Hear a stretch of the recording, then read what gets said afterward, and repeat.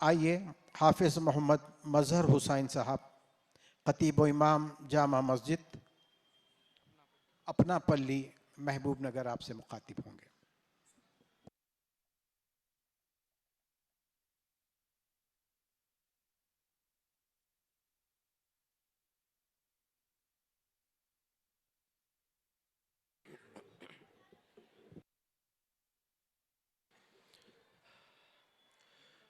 अल्हम्दुलिल्लाह नहमदुहु व नस्तईनुहु व नस्तगफिरुह। अऊज़ु बिल्लाहि मिनश शैतानिर रजीम। बिस्मिल्लाहिर रहमानिर रहीम। कुंतुम खैरा उम्मतिन उखरिजत लिन्नास तअमुरूना बिल मारूफ व तनहौना अनिल मुनकर व तुमिनूना बिल्लाह। सदक़ल्लाहुल अज़ीम। అనంత కరుణామయుడు, అపార కృపాశీలుడు, సర్వలోకాల సృష్టికర్త, సర్వ విధముల పూజలకు అర్హుడైన ఆ ఏకేశ్వరుని పేరుతో ప్రారంభిస్తున్నాను. ముందుగా సోదర మహాశివులారా, మీ అందరిపై ఆ సర్వ సృష్టికర్త అయిన దేవుని యొక్క శాంతి మరియు కరుణ కురిపించుగాక. అస్సలాము అలైకుం వరహ్మతుల్లాహి వబరకాతు. సోదర మహాశివులారా, ఈరోజు మనమందరము కూడా ఏకమై దేని గురించి చర్చించుకుంటున్నాము అంటే, ముందుగా మీ అందరికీ హజరత్ మౌలానా సయ్యద్ సిద్దీక్ హుసేన్ గారి ఉర్సు ఉత్సవాలు ఏవైతే జరుగుతున్నాయో దాని యొక్క శుభాకాంక్షలు మీ అందరికీ తెలియజేస్తున్నాను. అలాగే ఒక్క విషయం మనమందరం కూడా గుర్తుపెట్టుకోవాలి. ఆ విషయం ఏమిటంటే, గురువు జీవితకాలంలో ఉన్నప్పుడు కూడా తన శిష్యులను ఆనందంగానే ఉండమని బోధిస్తాడు.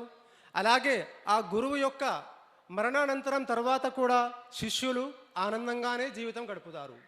దాని యొక్క చక్కటి ఉదాహరణ ఈరోజు మనమందరం చూస్తున్నాము. ఏ గురువులైతే ఒక కాలంలో ఔలియాలుగా నివసించి ఉన్నారో వారి యొక్క మరణం తర్వాత కూడా, వారు స్వర్గానికి వెళ్ళిన తర్వాత కూడా వారి యొక్క ఉర్సు ఉత్సవాల ద్వారా మనము ఒక ఆనందాన్ని వ్యక్తం చేస్తాము, వారిని మనము స్మరించుకుంటాము. అలాగే సోదర మహాశివులారా, ఈ కాన్ఫరెన్స్ యొక్క ముఖ్య ఉద్దేశం ఏమిటంటే, మన ధర్మాల్లో మతాల్లో మత సామరస్యతను తీసుకురావాలి, శాంతిని బోధించాలి, మన అందరిలో శాంతిని పెంపొందించాలి అనే ఉద్దేశంతో ఈరోజు ఈ కార్యక్రమం పెట్టడం జరిగింది. అయితే మన మత వర్గాల మధ్య, ధర్మాల మధ్య మత సామరస్యత రావాలి అంటే ముందుగా మనము రెండు విషయాలను అర్థం చేసుకోవాలి. ఆ రెండు విషయాలు ఏమిటి అంటే, ఒకటి ధర్మము, రెండవది మతము. ధర్మం అనగా ఏమిటి, మతం అనగా ఏమిటి, అది మనకు క్లారిఫై కావాలి, అది మనకు ముందుగా అర్థం కావాలి.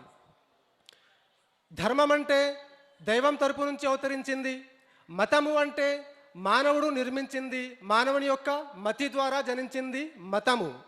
దైవం తరపు నుంచి అవతరించింది ధర్మము. ఇది మనకు అర్థం కావాలి అంటే మనకు కొన్ని ఉదాహరణలు చూసుకోవాల్సిన అవసరం ఉంటుంది.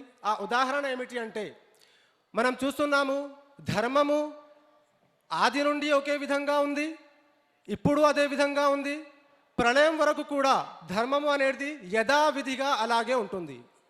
ఉదాహరణకి చూసుకున్నట్లయితే, మనము పుట్టుక పూర్వము ఈ నిమ్మ చెట్టు ఏదైతే ఉందో దాని యొక్క ధర్మం ఏమిటి, అది నీడను ఇవ్వాలి. అలా కాకుండా ఒక కాలంలో నిమ్మ చెట్టు మనకు నీడను ఇస్తూ ఈ కాలంలో మనకు మామిడికాయలు ఏమైనా ఇస్తుందా? నా తెలుగు భాష అందరికీ అర్థమవుతుందా సార్? నా తెలుగు ప్రతి ఒక్కరికి అర్థమవుతుంది కదా? ధర్మాన్ని ప్రతీది కూడా పాటిస్తుంది. ధర్మం ఏమిటి అంటే దైవ ఆజ్ఞానుసారము తన యొక్క కర్తవ్యాన్ని ఫుల్ఫిల్ చేయడము, ప్రవర్తించడము. నిమ్మ చెట్టు ఉంది, మనం పుట్టక పూర్వం కూడా అలాగే ఉంది, ఇప్పుడు కూడా అలాగే ఉంది, ప్రళయకాలం వల్ల కూడా అలాగే ఉంటుంది. దాని యొక్క కర్తవ్యము, దాని యొక్క ధర్మము అది తప్పదు. నిమ్మ చెట్టు ఎక్కడా కానీ మామిడికాయలు మనకు ఇయ్యదు, నిమ్మకాయలు ఇయ్యదు. అది ప్రకృతి ధర్మము, దేవుడు మనకు చూపించాడు. అలాగే మానవుల్లో కూడా ధర్మాన్ని అనుసరించేవారు ఉంటారు. మేము ధర్మాన్ని పూర్తిగా నమ్మను అనే నాస్తికులు కూడా ఉంటారు కదా మన సమాజంలో. నాస్తికులు కూడా ఉన్నారు, వాటినే ముస్లింలు దహ్లియా అని అంటారు. నాస్తికులు కూడా ఉంటారు. అయితే ఇక్కడ మనం చూసుకోవాలి, ఏ ఆస్తికులైతే, ఎవరైతే ధర్మ గ్రంథాలను నమ్ముతున్నారో, దేవుణ్ణి నమ్ముతున్నారో, వాళ్ళు దొంగతనం చేయడము, చోరీ చేయడము మంచిదా చెడ్డదా? చెడ్డ పనే కదా చోరీ చేయడము, దొంగతనం చేయడము. అదే విషయాన్ని నాస్తికులు ఎవరైతే దైవాన్నే నమ్మరో, ధర్మ గ్రంథాలనే నమ్మరో, వాళ్ళ దగ్గరికి వెళ్ళి మనం అడిగితే దొంగతనం చేయడం చాలా మంచి పద్ధతి అని వాళ్ళు సమాధానం ఇస్తారా? ఏ నాస్తికుడు కూడా అయ్యారు. ఎందుకోసము అంటే ధర్మం యొక్క గుణగణాలు దేవుడు ఇన్బిల్ట్గా వాళ్ళ హృదయాలపై వేసేశారు. వాళ్ళు సాక్ష్యం ఇవ్వకపోయినా వారి యొక్క మనస్సాక్షి సాక్ష్యం ఇస్తుంది, ఇది ధర్మము, ఇది అధర్మము అని. అలాగే మతంలో ఈ విషయాలు ఉంటాయి. అంటే మతము మానవుని యొక్క సృష్టించింది, మతి నుండి జనించింది, దానిలో మంచి చెడులు వారు బోధిస్తారు. కొందరు దానికి ఒప్పుకుంటారు, కొందరు దానికి ఒప్పుకోరు. అయితే మతం విషయంలో మనము కొట్లాడుకోవాల్సిన అవసరం లేదు. ధర్మం విషయంలో ధర్మ సమాంతర విషయాలు ఏమిటో మనము దానికి గుర్తించుకోవాలి, దాని అవగాహన ప్రతి ఒక్కరు కూడా చేసుకోవాలి. అయితే సోదర మహాశివులారా, ప్రతి వస్తువుకంటూ దాని యొక్క లక్ష్యము అనేది ఉంటుందా లేదా? ప్రతి వస్తువుకి దానిదంటూ ఒక లక్ష్యం ఉంటుంది.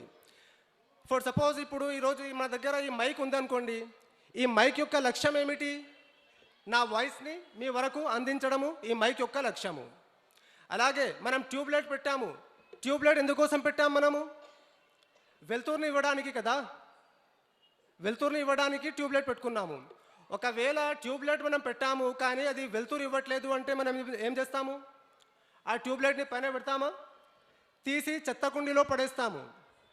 అలాగే సాధారణ చీపురు కట్ట కూడా ఉంటుంది కదా. ఆ చీపురు కట్టకు ఒక లక్ష్యం ఏమిటి? దాని యొక్క లక్ష్యం ఏమిటి అంటే చెత్తను ఊడవడము దాని యొక్క లక్ష్యం. మరి అంత సాధారణ చీప్ అనుకోబడే చీపురు కట్టకే ఒక లక్ష్యం అంటూ ఉంటే, మహోన్నత మానవుడు సృష్టించాడు ఆ దేవుడు, మరి మానవునికి ఎలాంటి లక్ష్యం అంటూ ఉండదా? మానవుడికి లక్ష్యం అంటూ ఉండాలనా వద్దా? इंसान की ज़िंदगी का मकसद क्या है, ये हम सब पहचानना ज़रूरी है कि नहीं है? ज़रूरी है ना? अल्लाह ताला किसी भी इंसान को बस ऐसे ही टाइम पास के लिए पैदा करता क्या? नहीं करेंगे ना. जैसे एक झाड़ू का एक मकसद है कि वो कचरे को साफ करती है, झाड़ू का ही एक मकसद है, तो फिर इंसान का कोई मकसद नहीं होता? నా తెలుగు మరియు ఉర్దూ రెండు కూడా అర్థమవుతున్నాయా? నేను రెండు మిక్స్ చేసి కూడా చెప్తాను, ఎందుకంటే ఇక్కడ రెండు భాషలు కూడా వచ్చేవాళ్ళు ఉన్నారు కాబట్టి రెండు భాషలో నేను వివరిస్తాను. నేను ఎక్కువ సమయం తీసుకోకుండా మరో 3-4 నిమిషాల్లో నా యొక్క ప్రసంగాన్ని ముగిస్తాను. పెద్దవారు పెద్ద మనసు చేసుకొని నాకు అనుమతి ఇవ్వాలని కోరుకుంటున్నాను. అయితే సోదర మహాశివులారా, ప్రతి దానికంటూ ఒక లక్ష్యం ఉంది కదా. మానవుని యొక్క జీవిత లక్ష్యం ఏమిటి అంటే, మానవుడు ఎందుకోసం పుట్టించబడ్డాడు అంటే, మానవుడు కేవలం ముక్తి పొందడానికి, ముక్తి మరియు మోక్షాన్ని పొందడానికి మానవుడు పుట్టించబడ్డాడు. దానికే ముస్లింలు నజాత్ కోసం అని అంటారు. हम सबको नजात मिलना ज़रूरी है कि नहीं है? नजात मिले बगैर कोई जन्नत में दाखिल हो सकता? नहीं हो सकते ना. तो उसी को तेलुगु में कहा जा रहा है कि మానవుని యొక్క జీవిత లక్ష్యం ముక్తి సాధన కోసము, ముక్తిని మనమందరం కూడా సాధించాలి. మరి మనలో ఆ ముక్తి ఎలా పొందగలము అంటే, మనకు భగవద్గీతలో శ్రీకృష్ణ పరమాత్ములు 16వ అధ్యాయం 24వ శ్లోకంలో చెప్తున్నారు, తస్మాత్ శాస్త్రం ప్రమాణం తే కార్యకార్య వ్యవస్థితో జ్ఞాత్వా శాస్త్ర విధానోక్తం కర్మ కర్తుమిహర్హసి. కావున నీవు చేయదగినది చేయరానిది నిర్ణయించినప్పుడు శాస్త్రం నీకు ప్రమాణమై ఉన్నది. శాస్త్రమునందు చెప్పబడిన దానిని తెలుసుకొని దానిని అనుసరించి నీవు ఈ ప్రపంచములో కర్మము చేయదగును అని శ్రీకృష్ణ పరమాత్ములు భగవద్గీతలో తెలియస్తున్నారు. అంటే మనము ఏ పని చేయాలి, ఏ పని చేయకూడదు అని ఎక్కడ చూడాలంట అంటే, ధర్మ గ్రంథాల్లో, ధర్మ శాస్త్రాల్లో చూడాలి. శాస్త్రాల్లో ఉంటే శాస్త్రాలు దానికి అనుమతిస్తున్నాయి అంటే హలాల్ హరాం దాని యొక్క తమీజ్ ఎక్కడ చూడాలంట? ధర్మ గ్రంథాల్లో, స్క్రిప్చర్స్లో చూడమని మన ధర్మ గ్రంథాలు చెప్తున్నాయి. కానీ మనం ఏం చేస్తున్నాము? మన తాత ముత్తాతలు చేశారా లేదా, మా పూర్వీకులు చేశారా లేదా అది చూస్తున్నాము. కానీ మన ధర్మ గ్రంథాలు ఏం చెప్తున్నాయి అంటే, శాస్త్రాలు చెప్పాయా లేదా, దేవుడు నీకు ఆజ్ఞాపించాడా లేదా అది చూడమని మన శాస్త్రాలు చెప్తున్నాయి. అలా కాకుండా నా జీవితము నా ఇష్టము, నేను నా ఇష్టానుసారంగా జీవితాన్ని గడుపుతాను అని మన ఇష్టానుసారంగా జీవితం గడిపితే దాని యొక్క పర్యవసానం ఏమిటుందో అది కూడా శ్రీకృష్ణ పరమాత్ములు భగవద్గీతలో 16వ అధ్యాయం 23వ శ్లోకంలో తెలియస్తున్నారు. యశాస్త్ర విధిముత్సృజ్య వర్తతే కామకారతః న స సిద్ధిమవాప్నోతి న సుఖం న పరాంగతిం. ఎవడు శాస్త్రోక్తమకు విధిని విడిచిపెట్టి తన ఇష్టం వచ్చినట్టు ప్రవర్తించును అట్టివాడు పురుషార్థ సిద్ధిని గాని సుఖమును గాని ఉత్తమ గతియగు మోక్షమును గాని పొందనేరడు. ఈ శ్లోకంలో ఏం చెప్పడం జరుగుతుంది? ఎవడు తన జీవితంని తన ఇష్టానుసారంగా గడుపుతాడో, దైవ ఆజ్ఞలకు వ్యతిరేకంగా జీవితాన్ని గడుపుతాడో అతని జీవితంలో మొదటిది సుఖము ఉండదు, అతనిలో మానవత్వం ఉండదు, మరణించిన తర్వాత అతనికి మోక్షము కూడా లభించదు అని భగవద్గీతలో చెప్పడం జరుగుతుంది. అయితే మనకు ముక్తి మరియు మోక్షం లభించాలి అంటే దైవ ఆజ్ఞానుసారంగానే జీవితం గడపాలి. దైవుని యొక్క దైవదూతలు, మహారుషులు, మహాప్రవక్తలు ఎలాగైతే మనకు చేయమని బోధించారో ఆ మార్గంలోనే మనమందరం కూడా నడవాలి అని మన ధర్మ గ్రంథాలు, ధర్మశాస్త్రాలు బోధిస్తున్నాయి. అదే విషయాలను ఖురాన్ గ్రంథంలో కూడా తెలియజేయడం జరిగిందా లేదా?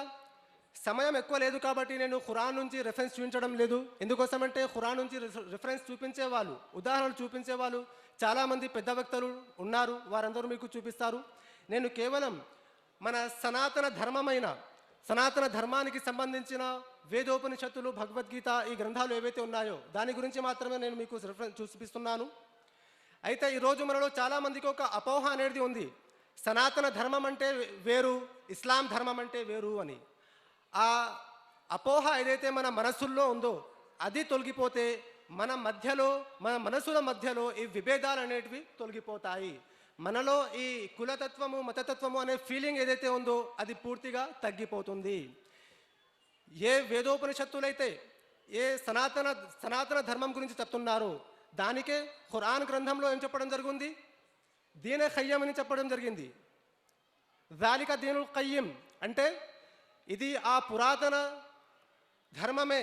ఏ ధర్మమైతే మీకంటే పూర్వపు గ్రంథాల్లో చెప్పడం జరిగిందో అదే ఈ సనాతన ధర్మము, అదే దీనే ఖయ్యం అని ఖురాన్ గ్రంథంలో చెప్పడం జరిగింది.